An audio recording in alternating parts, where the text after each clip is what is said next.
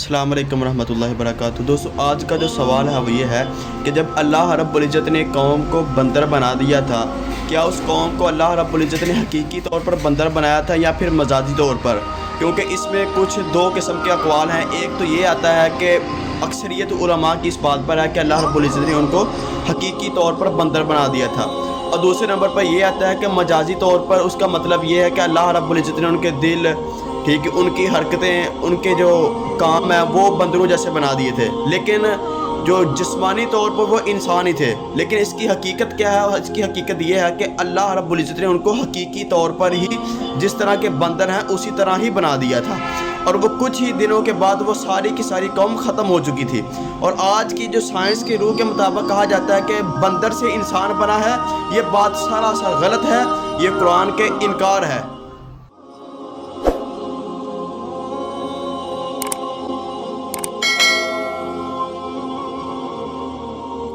فَقُلْنَا لَهُمْ، تو ہم نے ان سے کہا، کونوا، تم ہو جاؤ، کیا ہو جاؤ؟ قِرَدَةً، بندر، خاسئین، خاسئین کی جمع ہے، خاسئین اسم فاعل ہے خاسئ سے، خاسئ اس نے دور کر دیا، اور اس کا معنی الخاسئ کا معنی وہ آدمی جس کو دور کر دیا جائے، اور الخاسئ کا معنی ذلیل بھی، ذلیل و رسوا آدمی۔ تو یہاں پہ خاسئین کا معنی کیا ہے؟ ذلیل و رسوا۔ امام قتادہ رحمہ اللہ کی تفسیر بھی یہی ہے کہ خاسئین یعنی کہ ذلیل و رسوا۔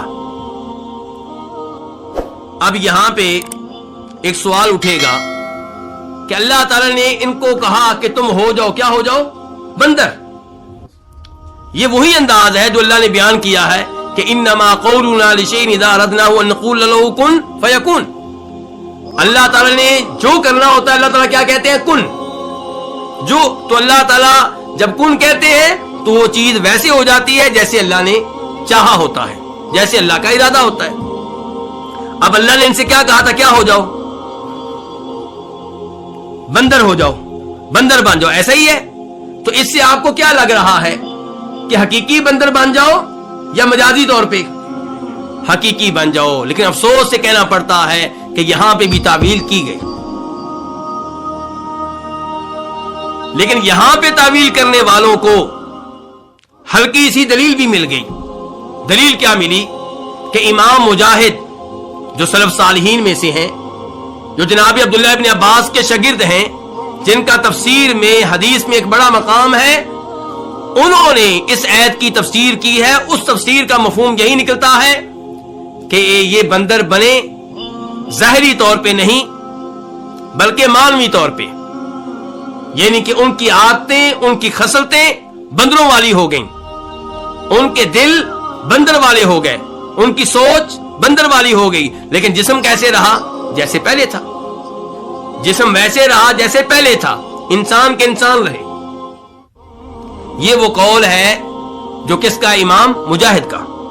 اور امام مجاہد کا یہ قول قرآن کے ظاہر کے خلاف ہے، امام مجاہد کا یہ قول دیگر سلف صالحین کے خلاف ہے۔ صحابہ کرام اور تابعین اگر کسی ایک بات پہ اجماع کر لیں، اتفاق کر لیں، تو ہم اس قول کو لیتے ہیں، اس پہ عمل کرتے ہیں۔ لیکن جب ان میں اختلاف ہو جائے تو پھر ہم کس کی طرف دیکھیں گے؟ دلائل کی طرف دیکھیں گے، پھر قرآن کے ظاہر کی طرف دیکھیں گے۔ چونکہ امام مجاہد کا قول قرآن کے ظاہر کے خلاف ہے، اس لیے اس کو علماء کرام نے رد کیا، علماء تفسیر نے ریجیکٹ کر دیا۔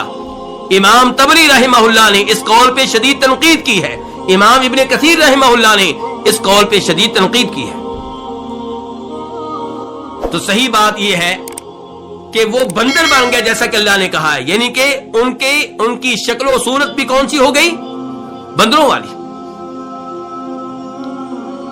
تو وہ ان کو بندر بنا دیا گیا، جسمانی طور پہ بھی اور معنوی طور پہ بھی، جسم کے لحاظ سے بھی بندر، سوچ کے لحاظ سے بھی بندر، ہر لحاظ سے وہ بندر بن گیا، کیونکہ اللہ نے کہا کونوا قردۃ، تم بندر ہو جاؤ۔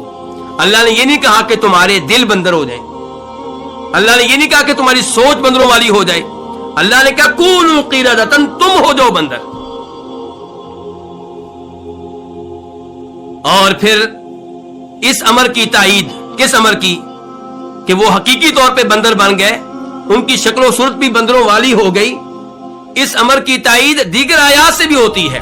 مثال کے طور پہ سورہ مائدہ اللہ تعالیٰ فرماتے ہیں قل هل انبئکم بشر من ذلک مثوبۃ عند اللہ من لعنہ اللہ وغضب علیہ وجعل منہم القردۃ والخنازیر وعبد الطاغوت.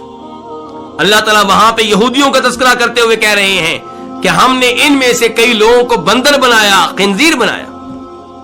تو کیا وہاں پہ بھی ہم تعویل کریں گے؟ کس کس جگہ ہم کہیں گے کہ اللہ کا کلام حقیقی معنی پہ نہیں ہے, اللہ کے کلام کا وہ مطلب نہیں ہے جو سمجھ میں آ رہا ہے, کوئی دوسرا مطلب ہے؟ ایسا ہمیں زیب نہیں دیتا. ہمیں چاہیے کہ اللہ کے کلام کو اس کی حقیقت پہ اور اس کے ظاہر پہ معمول کریں, الا یہ کہ ہمارے پاس کوئی دلیل ہو جس سے پتہ چل رہا ہو کہ یہاں پہ حقیقی معنی مراد نہیں ہے بلکہ مجازی معنی مراد ہے. اللہ تعالیٰ کے لیے ان کو بندر بنا دینا کون سا مشکل ہے؟ تو وہ بندر بنے جسمانی طور پہ بھی مانوی طور پہ بھی, ایک دلیل یہی آیت ہے کیونکہ اس کا ظاہر بتا رہا ہے کہ وہ مکمل طور پہ بندر بنے. دوسرے نمبر پہ وہ آیت جو بھی میں نے تلاوت کی سورہ مائدہ, اور تیسرے نمبر پہ امام مجاہد کے علاوہ باقی سلف صالحین کے اقوال, اور چوتھے نمبر پہ وہ آیت جو اس کے بعد آ رہی ہے, اس سے بھی یہی پتا چلتا ہے کہ یہ حقیقی طور پہ بندر بنے.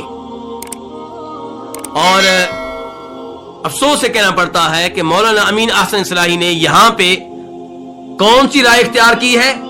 وہ رائے جو تعویل پہ مبنی ہے,